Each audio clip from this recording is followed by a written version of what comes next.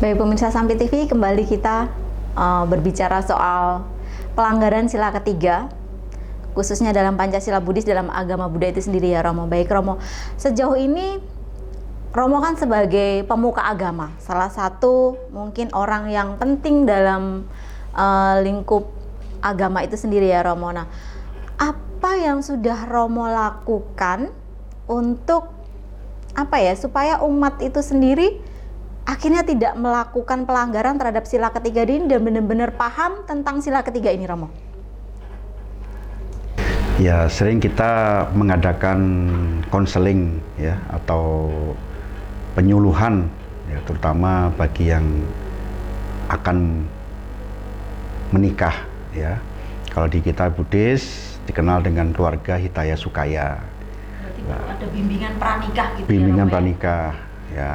Nah, di situ kan disebutkan bahwa kalau kita ingin berbahagia dalam kehidupan berkeluarga, ya kita harus sama sila, itu atau sama keyakinan, nah, kemudian sama sada ya, sama sada, sama yakin, nah, kemudian sama-sama kemurahan hati, caga, ya, kemudian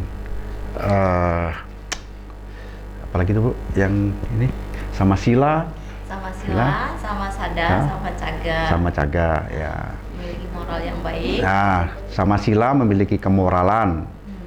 Nah, dalam hal ini suami istri harus memiliki kemoralan yang sama, kemudian memiliki keyakinan yang sama dan kemurahan hati. Nah, di samping itu juga harus saling percaya, saling menghargai, ya, itu kalau ingin berbahagia di dalam melaksanakan rumah tangga. Baik Romo, untuk sama sada nih Romo, sekarang kan mungkin banyak sekali ya Romo yang mereka berkomitmen untuk hidup bersama tetapi sadanya atau keyakinannya berbeda. Nah, ketika Romo menghadapi konseling atau ada umat yang konseling nih mau menikah tetapi sadanya, keyakinannya berbeda, hal pertama yang Romo lakukan sebagai seorang pandita apa Romo? Keyakinan tidak harus satu agama ya, dalam arti ya keyakinan, maksudnya keyakinan sama ya. Itu artinya sama-sama yakin bahwa itu perbuatan ini baik, sama-sama meyakini bahwa perbuatan itu tidak baik. Jadi intinya sama-sama pengertian tadi bahwa kalau saya melakukan ini akan berakibat baik. Nah, itu maksudnya sama keyakinan. Nanti kalau tidak sama, ya contohnya misalnya yang istri atau suami akan berdana ke tempat wihara, istrinya tidak setuju. Nah, ini akan menimbulkan permasalahan. Ya, karena tidak ada kesamaan dalam kemurahan hati. Baik Romo, terus supaya kita memiliki sama sila, sada, kemudian caga, apa yang harus kita lakukan Mo? Apakah kita misalnya nih memang benar-benar untuk moral sendiri itu kan dari hati ya Romo, kemoralan itu kan berhubungan dengan etika tingkah laku. Untuk menyamakan antara satu orang dengan yang lain itu kan pasti sulit sekali ya Romo. Nah kemudian hal-hal yang mungkin perlu kita lakukan Romo sebagai seorang pandita nih, Romo kan sebagai seorang pandita, apakah hanya cukup dengan melakukan pembinaan saja atau mungkin bagi pasangan yang mau menikah melakukan bimbingan pranikah saja, atau ada hal lain yang perlu dilakukan? Kalau misalnya perlu melakukan bimbingan pranikah, seberapa lama waktunya Romo untuk melakukan bimbingan pranikah itu sendiri? Ya, bimbingan tidak mesti harus lama ya, yang pasti harus ada lah. Nah, kemudian soal kemoralan tadi, atau misalnya supaya sama, makanya setiap kita akan melakukan pernikahan, masa-masa pacaran katakanlah, disitulah sebetulnya kita harus ada menyamakan persepsi ya. Jadi kalau pengertiannya belum sama, itu tidak akan bisa. Nah, jadi dari perkenalan itu kita sedikit banyak mulai bisa mengerti ya bahwa sifat memang tidak selalu pas ya, tidak selalu pas. Yang penting kita sudah sedikit banyak pasangan kita nih bagaimana sih, itu dari masa-masa pacaran tadi. Baik Romo, tetapi kan beda ya Romo masa-masa pacaran dengan berumah tangga. Ketika kita dua hati yang berbeda menjadi satu nih Romo ya. Terus apa ya istilahnya?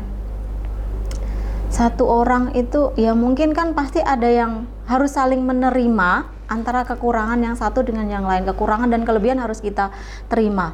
Nah, tetapi kalau misalnya komitmen di awal kita saling menerima kekurangan dan kelebihan. Tetapi ketika ada permasalahan, ketika mereka sudah menjalani kehidupan berumah tangga, terus ada permasalahan dan salah satu itu siap melepaskan. Nah itu bagaimana Romo? Ya, yang harus kita ingat ya, pernikahan itu tidak bisa diukur dengan waktu ya. Jadi kalau misalnya sudah 10 tahun rumah tangga akan stabil ya. Jadi di dalam pernikahan itu seumur hidup kita terus mengadakan penyesuaian. Kalau mau jujur ya, di dalam rumah tangga itu sebenarnya tidak ada yang cocok ya, tidak ada yang cocok sebetulnya. Yang ada hanya adalah mau menerima atau memaklumi ya, karena pasangan saya begitu, itu kan dari proses sebetulnya. Pertama kita berontak, menolak ya, tidak bisa terima kenapa dulu waktu pacaran begini, sekarang kok begini ya. Tapi berlalunya waktu ya, nanti lama-lama dengan tumbuhnya kedewasaan ya, nah apalagi ditambah dengan pergaulan yang tepat. Kalau kita bandingkan ya, dulu orang tua kita ada yang ngomong bahwa kenalnya pun di dalam kamar ya kan, dulu sistem perjodohan. Nah jadi kalau dulu sistemnya gambarnya seperti huruf A yang dari bawah, dari jauh menyatu. Nah, kalau sekarang malah dari menyatu ke jauh. Huruf P. Nah, jadi kayak contohnya dengan adanya medsos, ini sudah sebetulnya mengurangi keharmonisan. Ya. Tapi kan kita tetap nggak bisa lepas dari medsos, Romo. Betul, memang. Cuman ya gitu, kita harus menyadari ya, tidak, dalam berumah tangga itu bukan kita sendiri. Berarti intinya itu harus ada pengendalian diri. Pengendalian dan pengertian. Santuti, berarti intinya kita harus apa ya, merasa puas dengan apa yang sudah kita miliki, begitu Romo? Ya. Puas dengan kebijaksanaan, bukan puas dengan pasrah ya. Kalau kebijaksanaan itu sendiri seperti apa Romo? Intinya kita mengerti ya, memang segala sesuatu itu tidak ada yang sesuai dengan keinginan kita. Justru kita harus berusaha, kitalah yang harus menyesuaikan. Kita tidak bisa menyuruh orang lain untuk berubah. Ya, kita yang harus berubah. Ya. Nah, sama tadi berpuas, kalau pasrah itu intinya sebetulnya kepingin tapi tidak kesampaian. Itu pasrah. Ya, tapi kalau dengan bijaksana kita menerima itu karena memang kita sadar ya, bahwa di luar ini tidak mesti sama dengan keinginan kita. Baik Romo, berarti intinya pengendalian diri ya Romo, itu yang paling penting. Pengendalian dan pengertian. Pengertian, saling percaya. Jadi kepercayaan, kemudian sama-sama kita saling percaya, itu mungkin ya Romo ya intinya ya. Nah, ketika salah satu mengkhianati kepercayaan yang sudah kita berikan, ya risikonya kehilangan kepercayaan. Kehilangan kepercayaan, iya betul sekali Romo. Nah kemudian Romo berbicara soal kemurahan hati nih Romo. Nah kemurahan hati berarti di sini apakah kita bermurah hati misalnya nih ketika pasangan kita melakukan kesalahan, kita bermurah hati memaafkan dia atau seperti apa Romo? Kemurahan hati memaafkan itu sebetulnya lebih ke ini ya, bijaksana sebetulnya. Jadi kita melihat dulu kasusnya dari mana, orang ini melakukan kesalahan karena apa. Tapi kalau memang karena niat dari awal, nah itu sebetulnya kalau dimaafkan pun dia akan mengulang lagi. Nah itu tergantung masing-masing, ya. Tergantung masing-masing, memang tidak mudah. Itu sangat berat sekali. Nah, sebagai misalnya nih, kalau misalnya kita nih ya Romo misalnya di posisi seperti itu ya Romo, salah satu pasangan kita mengkhianati kepercayaan yang sudah kita berikan, apakah kita tetap bertahan atau kita memberi pengertian ke mereka, ke pasangan kita dengan cara sebijaksana mungkin, atau bagaimana kalau misalnya kita nih Romo berada di posisi seperti itu? Wah, ini memerlukan ini ya, Kesabaran ekstra ya. kesabaran, dan kita sendiri masih mempunyai emosi, ya. Jadi memang tadi tidak mudah, memaafkan itu tidak mudah. Itu luka itu nanti akan terus membekas. Contohnya misalnya ya, kita mempunyai teman di kelas ya, pernah mencuri. Ya, dia minta maaf, barang dikembalikan. Suatu saat ada di kelas itu ada barang yang hilang lagi. Pikiran kita pasti si A itu. Iya lagi. Nah, begitu juga kepercayaan ya, sekali dilanggar, kita bisa mungkin di mulut memaafkan, tapi di hati biasanya itu sulit. Ya, apalagi sekarang ditambah tontonan-tontonan yang sifatnya tidak mendidik. Nah, itu contohnya di televisi, sinetron atau apa ya, diceritakan tentang perselingkuhan. Itu yang di rumah otomatis pikirannya jadi terpengaruh di bawah sadar. Nanti pasangannya agak terlambat pulang, itu sudah jangan-jangan. Nah, itu karena kurang adanya kepercayaan tadi, Romo. Kurang kepercayaan juga karena bisa juga itu tadi, tontonan, pergaulan, mungkin ada temannya yang melakukan, ya akhirnya kena semua. Apalagi ya ibu-ibu sekarang yang sosialita apa, nah itu Ya, sangat berpengaruh, sangat berpengaruh. Nah, sebagai seorang suami nih, saya tanya posisi Romo kalau sebagai seorang suami, untuk apa ya, supaya istrinya itu jauh lah dari misalnya pelanggaran sila ketiga, apa yang Romo lakukan sebagai seorang suami? Kita kalau seperti saya katakan merubah orang tak mungkin. Jadi caranya kitalah yang berubah. Nah, di dalam rumah tangga itu yang paling baik adalah memberi teladan. Ya. Jadi kalau kita menyuruh orang harus setia, dimulai dari kita dulu. Jadi lebih baik memberikan teladan daripada nasihat.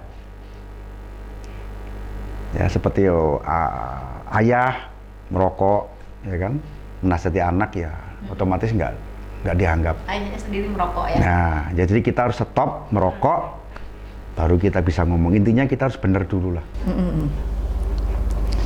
Intinya harus benar dulu. Nah,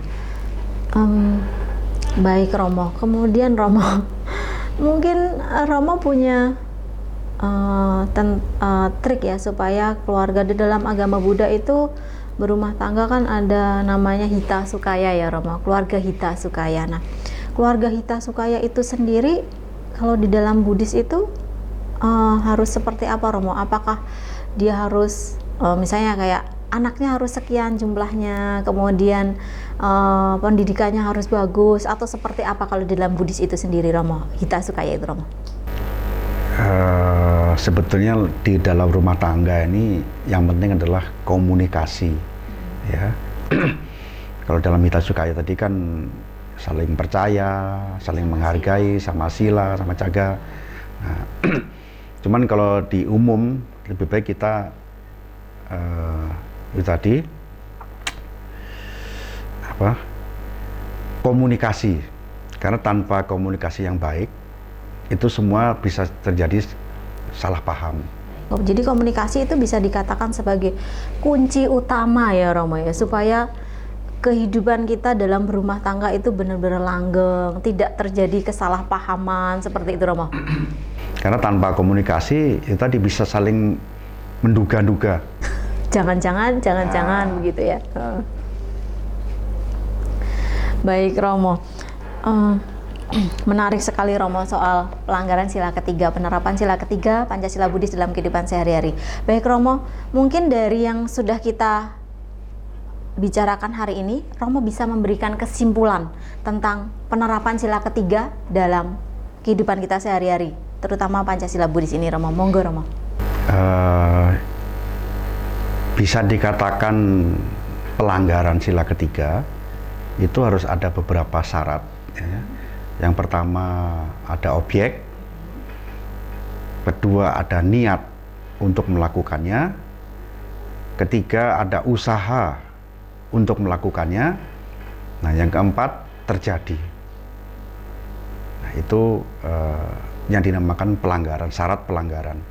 Baik, terima kasih Romo Joni Metakaruna yang sudah memberikan pengetahuannya pada segmen mimbar kali ini. Semoga apa yang sudah disampaikan Romo Joni tentang penerapan sila ketiga dalam kehidupan sehari-hari, khususnya Pancasila Buddhis, bisa memberikan pengetahuan dan tambahan wawasan untuk umat Buddha, khususnya bagi perumah tangga. Pemirsa, kita telah sampai di penghujung acara. Semoga mimbar agama Buddha pada hari ini bisa memberikan manfaat tentunya untuk kita semua. Sampai jumpa pada kesempatan berikutnya, tentunya tetap di Sampit TV, bersatu terus untuk maju. Terima kasih. Namo Buddhaya.